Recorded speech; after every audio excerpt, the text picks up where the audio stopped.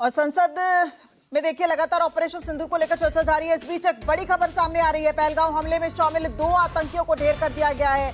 Operation Mahadev के तहत मार गिराया गया। इस वक्त ज्यादा जानकारी के साथ आसिफ सुहाग हमारे सहयोगी हमारे साथ जुड़ गए। आसिफ, 22 अप्रैल 2025 को जम्मू कश्मीर के पहलगाम में जो हिंसा हुई, आतंकी हमला हुआ, 96 दिन बाद ऑपरेशन महादेव शुरू हुआ। किस तरीके से ऑपरेट किया गया, क्या कुछ हुआ? देखिए, पहलगाम आतंकी हमले के बाद से ही लगातार फोर्सेस, जम्मू कश्मीर पुलिस, सेना, सुरक्षा बल कोशिश में थे कि पहलगाम के जो गुनहगार है, जिन आतंकियों ने उस हमले को अंजाम दिया था, उन्हें जल्द से जल्द दर दबोचा जाए, उन्हें मार गिराया जाए। उसके चलते कई सारे ऑपरेशंस लगातार उस समय से चल रहे थे और पिछले कई दिनों से लगातार यहाँ श्रीनगर के दाची गाम इलाके में, जो अपर फॉरेस्ट इलाका है जहां पर मैं मौजूद हूँ, ये दाची गाम इलाका है और मेरे पीछे काफी एक घना जंगल है, उसे दाची गाम कहा जाता है। यहाँ पर पिछले कुछ ही दिनों से लगातार फोर्सेस को, जम्मू कश्मीर पुलिस सेना को सूचना मिल रही थी कि यहाँ पर आतंकी छुपे हुए हैं और इसी सूचना के आधार पर पिछले कई दिनों से यहाँ तलाशी अभियान बड़े स्तर पर चलाया जा रहा था। और आज सुबह फोर्सेस को एक सटीक इंफॉर्मेशन मिली आतंकियों के ठिकाने के बारे में और वहां पर ऑपरेशन लॉन्च किया गया और मुठभेड़ के दौरान 3 आतंकी मार गिराए गए। तीनों आतंकियों की पहचान यहाँ पर पाकिस्तानी आतंकियों के रूप में हुई है, जिसमें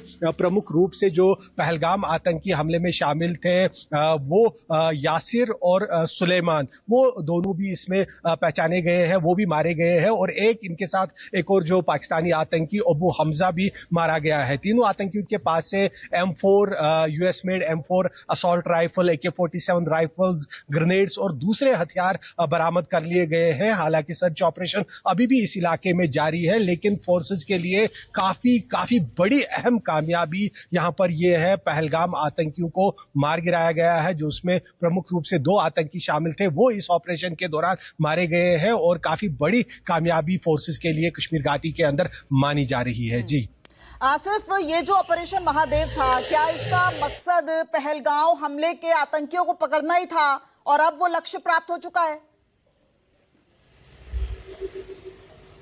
देखिए, इसे 2 कारणों से ऑपरेशन महादेव नाम दिया गया था। एक तो जो अमरनाथ यात्रा शुरू हो गई और उसके ठीक पहले ही पहलगाम हमला हुआ था और उसके बाद सभी की जबान में ये सवाल था कि आखिरकार वो पहलगाम के गुनहगार, पहलगाम के आतंकी कहाँ गायब हो गए, वो कहाँ छुपे हैं। तो उसी के चलते सेना द्वारा ये ऑपरेशन महादेव शुरू किया गया। उसमें 2 लक्ष्य थे। एक लक्ष्य था कि अमरनाथ यात्रा की सुरक्षा करना, क्योंकि पहलगाम आतंकी हमलों को अंजाम देने वाले आतंकी अभी भी फरार चल रहे थे और उस बीच अमरनाथ यात्रा शुरू हो गई। और दूसरा लक्ष्य था कि इन आतंकियों को ढूंढकर इन्हें मार गिराया जाए और यही ऑपरेशन महादेव का मुख्य मकसद था और इसे अमरनाथ यात्रा के कारण महादेव नाम दिया गया था। और उसके साथ ही ऑपरेशंस में लगातार तेजी तभी से देखी जा रही थी। तमाम जो इंटेलिजेंस है वो सक्रिय हो गई थी। जम्मू कश्मीर पुलिस, सेना, दूसरे जो खुफिया एजेंसीज है उनकी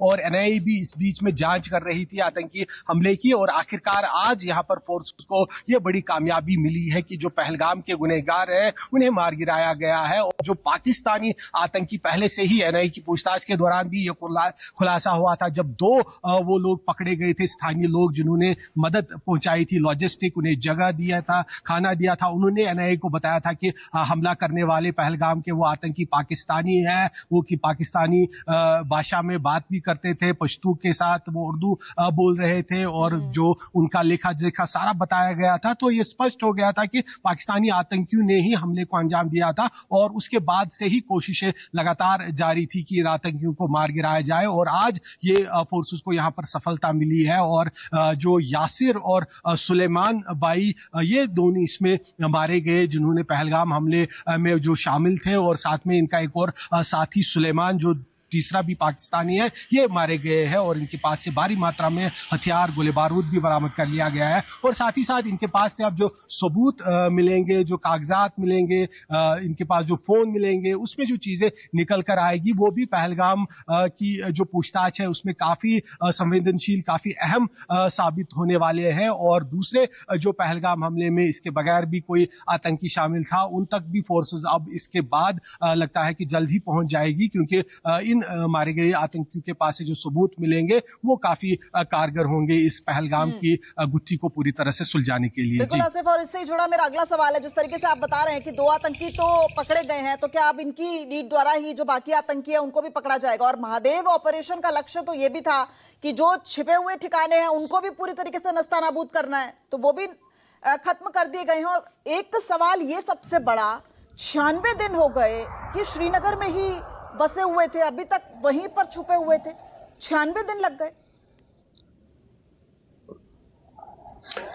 देखिए, मेरे पीछे जो, हालांकि यहाँ से उतना ज़्यादा हम नहीं दिखा पाएंगे, जंगल का इलाका है, लेकिन ये जो दाछीगाम का इलाका है श्रीनगर के आउटस्कर्ट्स में पड़ता है। ये इस इलाके से जो पहाड़ी सटी हुई है, दाछीगाम की पहाड़ी, ये दक्षिणी कश्मीर के त्राल इलाके से मिलती है। त्राल से आगे ये पहलगाम की तरफ भी मिलती है। तो ये ऊपर ऊपर पहाड़ी का जो रास्ता है ये कनेक्टेड है पहलगाम से भी, और उसके बाद पहलगाम से आगे कुकरनाग और यहाँ तक कि ये जम्मू की तरफ कश्तवार इलाके तक भी पहाड़ी रास्ता जाता है। और आतंकियों की मूवमेंट इस पूरे ऊपरी इलाके में कई बार ट्रेस की गई है, और आतंकियों ने जो पहलगाम हमला अंजाम दिया था उसके बाद इस तरह की खुफिया रिपोर्ट्स लगातार निकल कर आ रही थी कि 2 ग्रुप्स ने वो हमला अंजाम दिया था, और एक ग्रुप जो 3 आतंकियों का है वो दाछीगाम इलाके से ही पहलगाम की तरफ गया था। और उस हमले को अंजाम देने के बाद ये भी थोड़े सबूत मिल रहे थे कि उन आतंकियों को फिर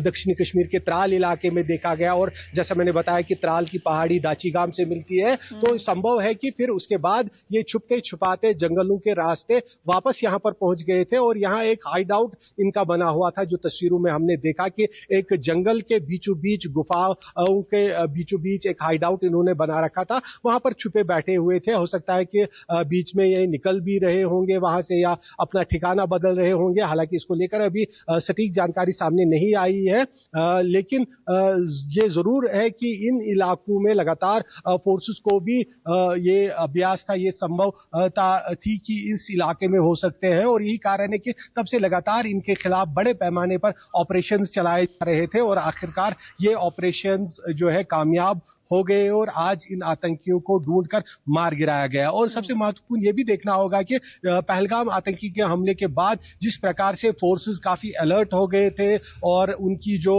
आतंकियों के खिलाफ विरोधी ऑपरेशंस है वो काफी सक्रिय हो गए थे। उस दौरान 6 से अधिक आतंकी भी मारे, और आतंकी कोई हमला करने में कामयाब भी नहीं हुए। तब से केवल माना जा सकता था कि आतंकी छुपने में लगे हुए हैं, अपने आप को वो छुपा रहे थे जंगलों के बीच और दूसरी जगहों के बीच जो उनके ठिकाने थे, और वहां पर भी अब फोर्सेस पहुंच गई, और आखिरकार इन आतंकियों को यहाँ पर मार गिराने में आज फोर्सेस को कामयाबी मिली। जी, कुछ इस तरह की खबरें भी आ रही हैं आसिफ, स्वदेशी तकनीक और रणनीति का इस्तेमाल किया गया है। साथ ही साथ ये जो आतंकी हैं टीआरएफ से जुड़े हुए थे, ये खबर सामने आई। साथ ही साथ पाकिस्तान स्थित जिस तरीके से खबर सामने आई थी कि एलईटी का मोहरा था, यानी कि अब जो हथियार इनके पास से बरामद हुए होंगे वो भी एक बड़ी लीड होगी, जो दूसरे आतंकियों को पकड़ा जा सकता है।